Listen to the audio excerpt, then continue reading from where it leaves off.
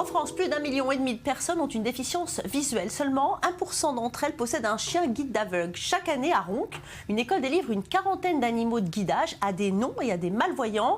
Mais pour que l'efficacité soit optimale, le chien est formé auparavant durant près de 2 ans, figurez-vous, non seulement en famille d'accueil, mais aussi dans des centres de chiens guides. Regardez. Impossible de les imaginer l'un sans l'autre. Oups est non seulement un fidèle compagnon, mais surtout une aide précieuse pour Véronique.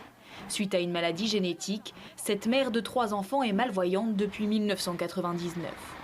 Après 2 ans de canne blanche, elle s'est décidée à faire la demande d'un chien guide. Le premier mot, ça serait la liberté, le côté social aussi, parce qu'avec un chien, les personnes nous parlent, osent nous aborder. Par contre, avec une canne blanche, ça nous donne de l'autonomie, mais on est très tendu et le côté social, on ne l'a pas du tout. Oups est son 4e compagnon. Selon la loi, le chien guide est autorisé à suivre le malvoyant dans tous ses déplacements et son coût de 25 000 € est entièrement pris en charge par l'école de chiens guides. Mais avant d'être confié à un déficient visuel, l'animal doit suivre une longue formation qui commence en famille d'accueil. Comme 60 familles chaque année à Ronques, Lucie s'est lancée en juin avec Joke. Aujourd'hui, la monitrice de l'école vient faire le point avec elle. C'est plein d'amour échangé. Et puis derrière, vous savez qu'il sera utile à quelqu'un, que c'est comme un enfant qui prendrait son indépendance, qui viendrait utile à la société. Ben là, c'est pareil. On a le même processus que des parents, sauf que c'est sur un temps très très court. On apprend tout ce qui est propreté en maison, la sagesse aussi en maison. Donc voilà, on peut laisser le chien tout seul 3-4 heures et le chien ne doit pas faire de bêtises. Donc ne doit pas monter sur le canapé pendant que la famille n'est pas là, ne doit pas piquer de nourriture sur la table aussi, par exemple. Pour devenir famille d'accueil, il faut habiter près de l'école de chiens guides et être disponible en journée pour ne pas laisser l'animal seul. Au bout de 8 à 12 mois, la famille doit restituer le chien à l'école. Là, l'animal passe encore une petite année à être formé au guidage avec un éducateur.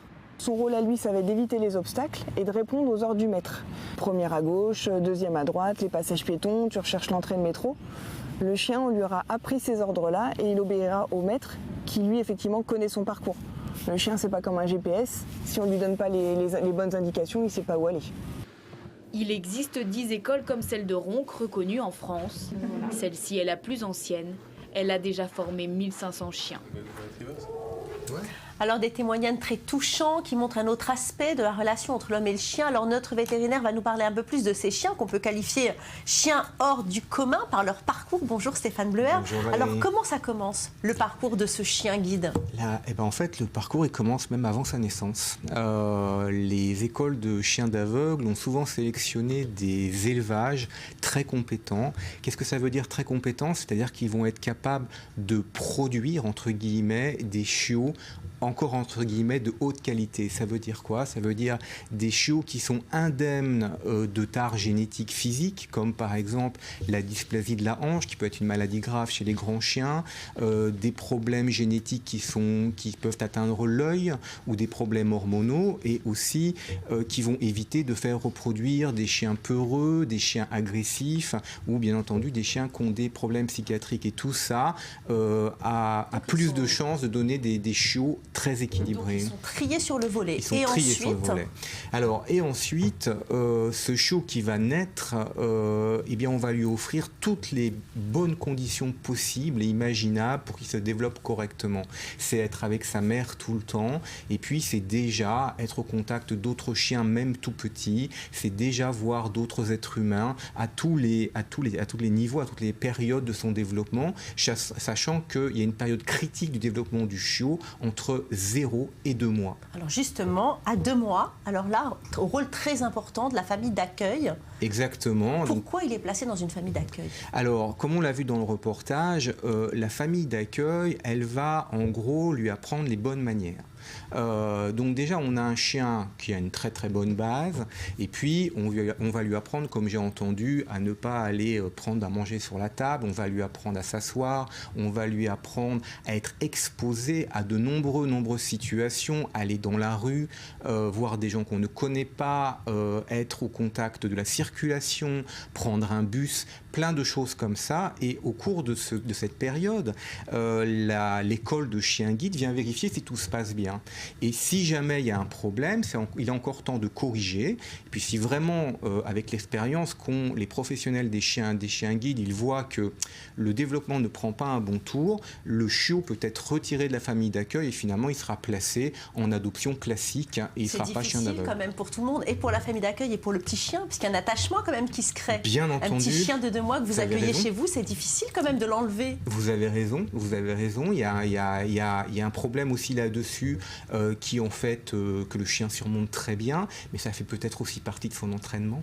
Et à 9 mois, alors là, c'est l'entraînement qui commence. Alors là, s'il a répondu aux règles de conduite qu'on lui demande, là, c'est sérieux. Voilà, là, on va au lycée. Hein, on va au lycée et puis on va apprendre plein de choses. Et l'éducation de ces chiens est une éducation quand même très très pointue. On va apprendre aux chiens des ordres bien précis, aller à gauche, aller à droite, voir, comme je l'ai entendu dans le reportage, première ou deuxième à gauche, première ou deuxième à droite. C'est quand même extrêmement précis. Donc des ordres qui vont être très adaptés à une personne malvoyante, aller chercher un objet précis, etc. Dans tout ça, vous pensez que le chien, il trouve son compte? Alors, si on parle là du bien-être du chien, moi je pense que oui. Je pense que oui à 100%. D'abord, il a bénéficié de conditions de développement optimales.